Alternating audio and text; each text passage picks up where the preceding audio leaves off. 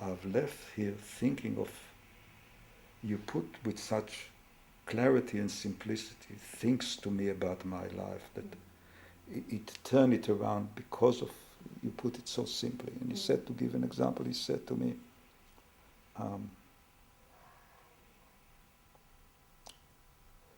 that I used the expression about that you need to listen not just to the word but to the words and the music. Yes. He said somehow that expression of the words and the music and connected to what he was talking about, that was terribly important for him somehow.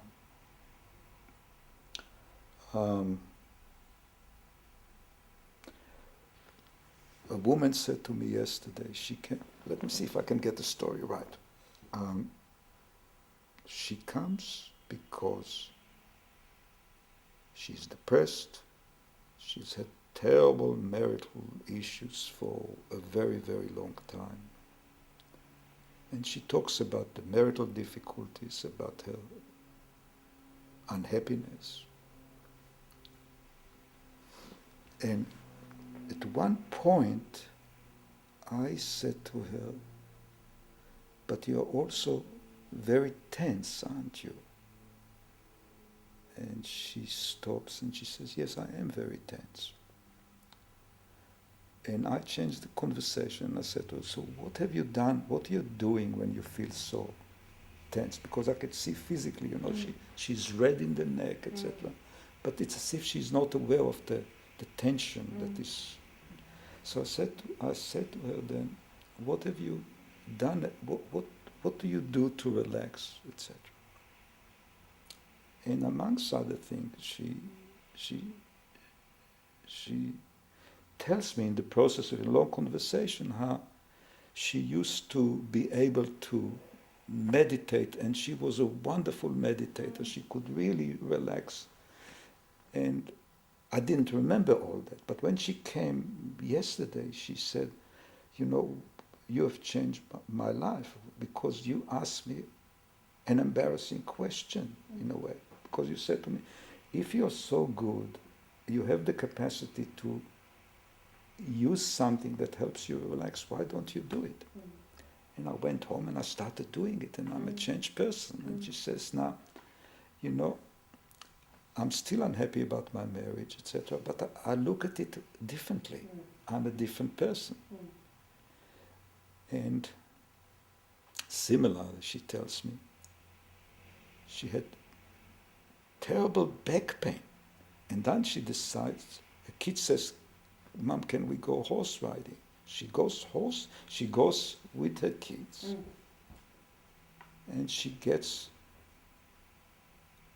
on the horse, she starts riding with her kids after she had 4 weeks of terrible back problem. And she goes to her chiropractor, and her chiropractor says to her, he was horrified. He says, you are in agony of back agony, and now you go horse riding. And when she said that to me, I said to her, maybe it's something else, that maybe you are able to read correctly what's happening to your body, and you felt that the back pain is behind you. I mean, the confidence, if you know anybody if you had back pain, to go on the back of a horse, it's... So what did I do for this woman? The way she put it was that somehow I asked her a mind-blowing, simple question. Yes. If you have the capacity to relax deeply, why don't you use it? And she went home and did it. And again, it's interesting in terms of when I think more deeply about my work. The longer I do it, you realize that very often what you could say that is meaningful and profoundly meaningful is very, very simple. And you don't need to say much, often somebody talks to you and the only thing you need to say is, it's very sad. And that's enough. Or sometimes you have to say a lot and they don't hear a thing. That's something else. But, and that becomes, to me, interesting in a different way. Because you realize that you're not being heard. And then it becomes a challenge. What do I need to say or do, or what do I miss, so that somebody else would hear me?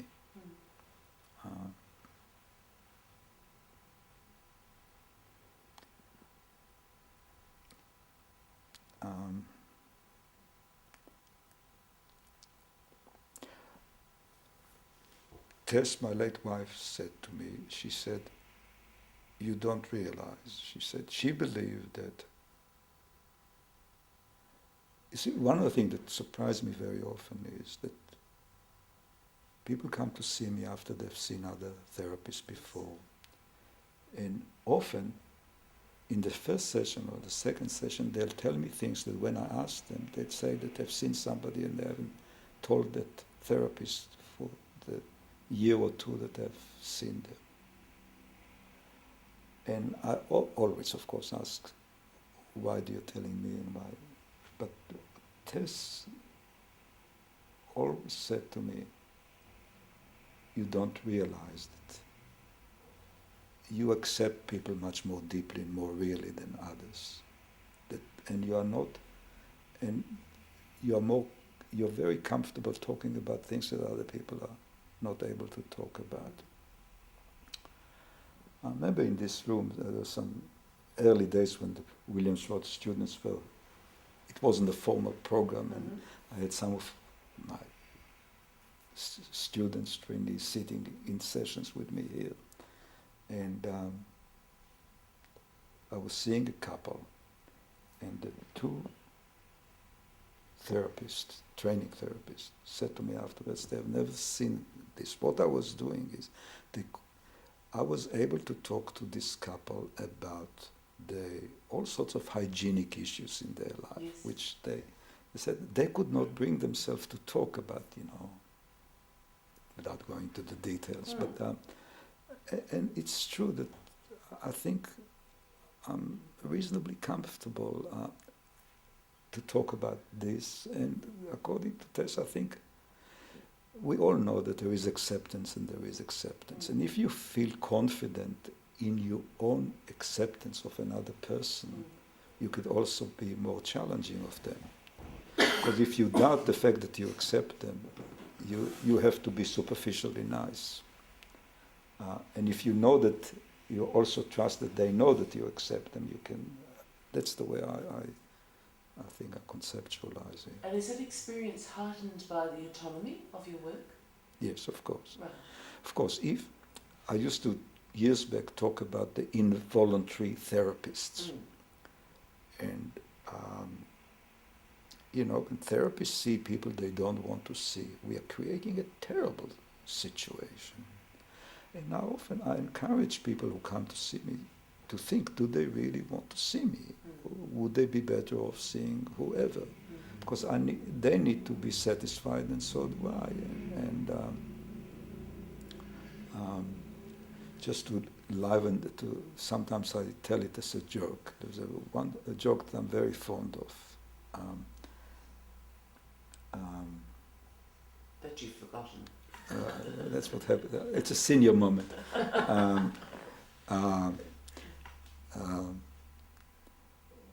An Australian, a Frenchman, and a Jew are told that the world is coming to an end, and they can have their two choices. And the Australian immediately says, free supply of beer and footy. And the Frenchman says, women and champagne. And the Jew says, I want a second opinion. And I often encourage people I work with to have a second opinion, or to feel free to go elsewhere, as it were. So that they can be autonomous. That's right. In the process too. That's right. So that ideally we both feel that we are together because we both choose to be together, and we all want to work together. It's not a comfortable thing for therapists. You see, when I was at Bouverie, every so often I had to see people who didn't want to come. They were told to come. And it's not a very confirming, reaffirming, validating experience to see somebody who doesn't want to see you. Even though I have to say that, for example, in this room, I'm contradicting myself to some degree. A young woman came to see me, and she was forced by her parents. She came, but she says she's not going to talk to me. And I said, that's fine, because I hate the idea of somebody talking to me who doesn't want to talk to me. So I said to her, I encourage her not to talk to me unless she somehow changed her mind and she decides that she wants to talk to me. And we proceeded, we spent months meditating and relaxing together, which worked like charm for her because she was doing year 12 at the time. She had to, and not long ago she came to see me again, and she told me about, it was a very interesting experience for both of us to have a non-talking relationship.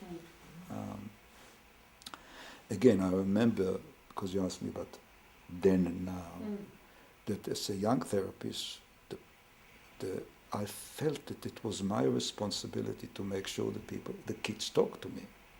And them not talking was a problem. Now it's not a problem. I mean, for one thing, I don't see kids. Yeah. But even when I did still, I would say to them, make sure that you don't talk to me unless you want to. But just to be a bit more light-hearted about it, it's a wonderful story. I saw those parents, and then they said to me, would I see separately their teenage daughter? And I said, yes, if she is happy to come and see me. And she comes. And the first question she says to me, is that confidential? And I said, yes, apart from the normal qualification. And she says, I don't want you to tell my parents because I told them I don't want to come to therapy. So they convinced me and I extracted some concessions as a result of that. But in truth, I'm very happy to be here. I thought that was wonderful. And I like that because one of the things about the pleasure of therapy, the pleasure of therapy is that funny things happen. At least here is another one, which I was... a mother comes to see me. I said, what brings you here? And she says, you wouldn't remember, but what happened was, many years ago you saw my son for therapy. And he came the other day and he said to me, Mom, he says, do you remember many years ago you made me go and see this man for therapy? Well, now it's my turn. Unless you go and see him, I'm going to kill you. I thought that was wonderful. So not only do you have a long memory about your clients have a long memory about you as well. That's true. That's really lovely, isn't it? It's true, that yeah. they remember that the experience is so moving for them and so such a deeply moving experience that they remember it. Well, I guess those who don't remember or have very bad memories usually don't hear. Ron, how long is it? It's just about 8 minutes left. Okay. Mosh, I remember a long time ago when again we were talking about what's important about therapy, and you said different things. I wonder what it is that you would like to say to people who are beginning their career. And there's lots of things that you've said in our discussion, in our conversation, that hopefully people can learn from. But are there some other particular things that you would want people to think about when they're starting this journey? My advice to beginning therapists or something, lots of things, but probably as a teacher of therapy, and I try to practice it myself, and I believe in it deeply. Sooner or later, you have to be your own person. You can't be somebody else. You can read whatever, you could be trained, but at the end, to really be effective, you need to be yourself. And I'll try to do it as a, to me, I didn't want to be a teacher who my student would follow in my footstep. Yeah. I regard that as a failure as a teacher. That success is that they find their own way, and I somehow played a part in finding their own way. Having said so, the other thing, I've sometimes described myself as a mongrel, theoretically speaking. And again, I believe in it deeply, that it seems to me at the first level to be committed to one way of working and therefore not be influenced and open to other ways of thinking and working seems to me at one level inconceivable. I just cannot understand it. I think ideally that you acquire and you understand a number of ways of working, and you find your own way within it, and you make your own amalgam of. And of course also, if you want to talk to different people, you need to understand different languages. If you want to do, say, couples therapy, a husband comes and he wants cognitive, straight, problem-solving therapy. And if you want to work with him, you need to be able to move in that direction.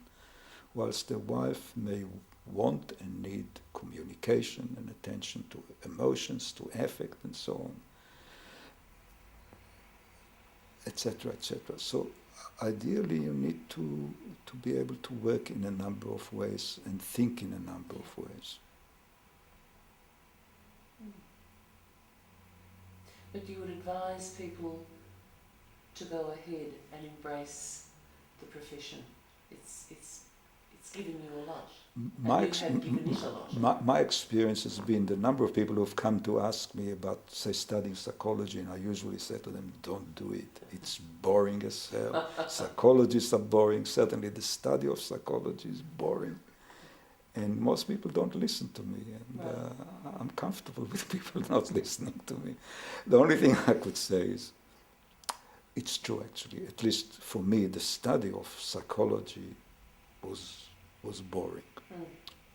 And